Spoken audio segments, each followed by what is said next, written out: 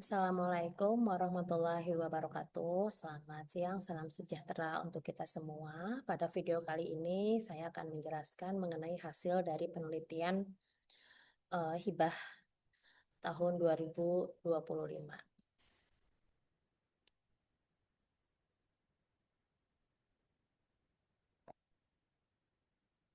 Ya, model penelitian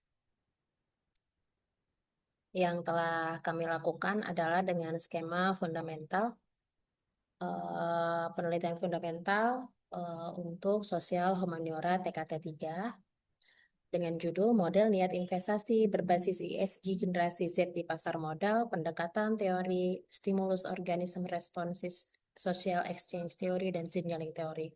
Dengan ketua pelaksana saya sendiri, Rizka Rosdiana SMSI dari Universitas Mercubuana, kemudian dengan anggota tim peneliti Suarmila Haryani, Dr. Srimarti Pramodena, dan Dr. Igede Mahatma Yuda Bakti.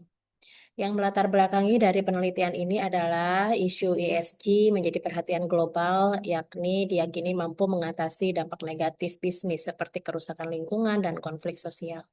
ESG mendorong efisiensi sumber daya, menekan biaya ekonomi, dan serta meningkatkan produktivitas kinerja. Penelitian menunjukkan ESG berpengaruh positif terhadap pertumbuhan ekonomi dan PDB per kapita. Kemudian di Islandia dan Korea Selatan sehingga menjadi instrumen penting dalam pembangunan berkelanjutan. Di sisi lain, Indonesia menghadapi risiko middle income trap dan memerlukan pertumbuhan ekonomi 6-7% pada tahun 2025 sampai 2045. Untuk mencapainya, diperlukan investasi berbasis ESG agar pertumbuhan berkelanjutan tercapai.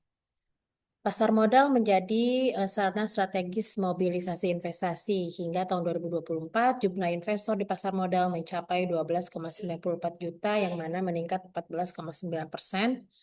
Dan Bursa Efek Indonesia juga menyediakan instrumen dan informasi ESG bagi investor yang peduli berkelanjutan. Komposisi dari jumlah investor sebanyak 80%, investor pasar modal Indonesia merupakan generasi muda, terutama generasi Z, yang mana generasi ini dikenal sebagai dekat dengan digital, kritis, dan peduli nilai sosial. Namun, riset tentang niat investasi berbasis ESG untuk generasi Z masih terbatas. Sehingga penelitian ini menggunakan teori SOR, Stimulus Organism Response, kemudian Social Exchange Theory, dan Signaling Theory, untuk mengkaji faktor-faktor seperti persepsi kinerja, sikap terhadap ESG, efektivitas, kepercayaan, media sosial, robo-advisor, dan insentif eksternal. Untuk metode penelitian ini menggunakan instrumen yang digunakan dengan kuesioner, kemudian teknik pengambilannya PLS, pengumpulan data dilakukan secara survei, kemudian teknik sampelnya prepositive sampling, respondennya 300 investor generasi Z di 4 kota besar. Metode penelitiannya kuantitatif. Penelitian ini mendapat persetujuan clearance etik riset sosial humaniora dari Komisi Etik Bidang Sosial Humaniora, Badan Riset Inovasi Nasional dengan nomor SK 809 garis miring ke 01 garis miring SK garis miring 08 garis miring 2025. Hasil penelitian ini secara studi utama, hasil analisis menunjukkan bahwa konstruk penelitian memenuhi uji reliabilitas dan validitas, yaitu di atas 0,5. Kemudian sebagian besar hipotesis didukung, menunjukkan bahwa niat investasi generasi Z untuk berinvestasi berbasis ESG dipengaruhi secara signifikan oleh persepsi, efektivitas, sikap, dan kepercayaan terhadap klaim ESG.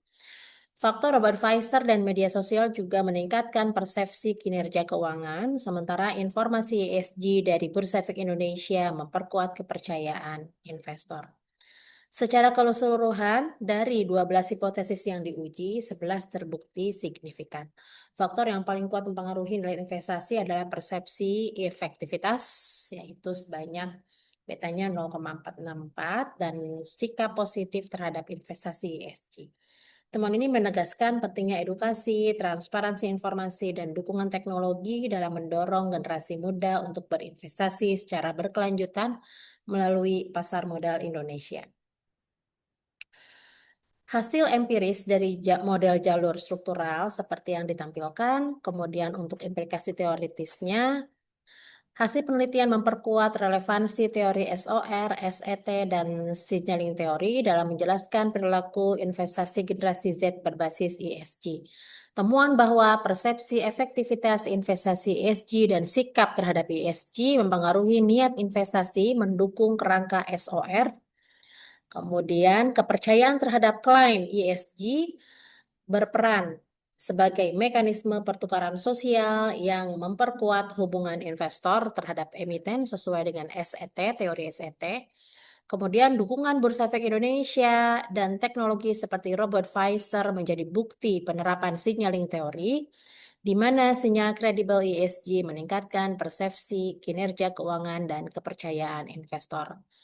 Implikasi bagi manajerial, hasil penelitian memberikan arahan strategis bagi regulator, emiten, dan perilaku industri pasar modal. Bagi regulator, yakni OJK dan Bursa Efek Indonesia, perlu memperluas disclosure dan literasi ESG melalui kanal digital resmi untuk meningkatkan kepercayaan investor modal. Bagi emiten, penting memperkuat transparansi kinerja ESG agar menjadi sinyal positif bagi investor dan meningkatkan persepsi efektivitas. Bagi penyedia teknologi informasi, integrasi robot advisor dengan fitur ESG dapat membantu investor generasi Z dalam pengambilan keputusan yang lebih rasional dan efisien. Dan bagi komunitas investor muda, promosi dan edukasi ESG melalui media sosial dan insentif sosial dapat mendorong partisipasi investasi berkelanjutan.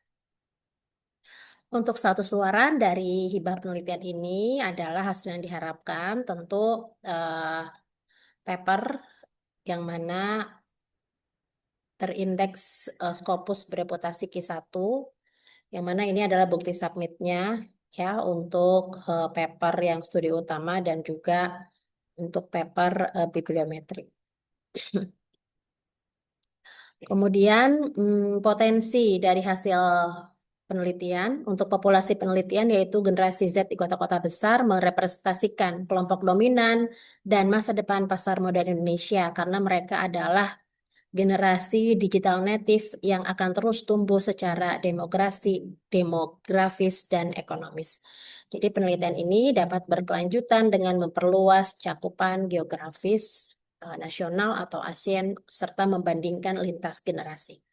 Secara variabel, seluruh variabel persepsi kinerja keuangan, persepsi efektivitas, sikap, kepercayaan terhadap klaim ESG, media sosial, robot advisor, informasi ESG Bursa Efek Indonesia, dan insentif eksternal memiliki hubungan signifikan dan dapat direplikasi pada konteks yang lain.